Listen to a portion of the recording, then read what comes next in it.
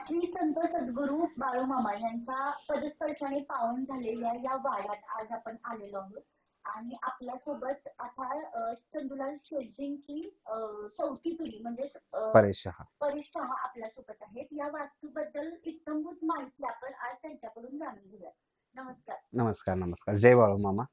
माझं नाव परेश रमाकांत शहा. चंदूलाल शेटजींचे मी पंतू.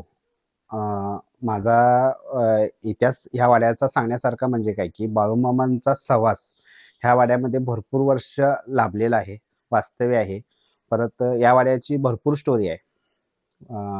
बाळूमामांचे वडील आणि चंदूलाल शेटजी हे खूप एक रक्ताचा संबंध घट्ट नातं होतं. चंदूलाल शेटजी हे ह्या भागातील तालुक्यातील एक सगळ्यात मोठे व्यापारी आणि एक शेती व्यवसायामधील एक प्रशिष्ट एक व्यक्ती होते. आणि बाळूमामांचे वडील हे एक शेतकरीमध्ये एक चांगले व्यक्ती होते. बाळूमामांचा आणि त्यांचं संबंध ह्या वाड्यामध्ये लाभलं कसं की ज्या वेळेला बाळूमामांच्या वडिलांनी बाळूमामांना ज्या वाड्यात चाकरीला ठेवलं ते हा वाडा.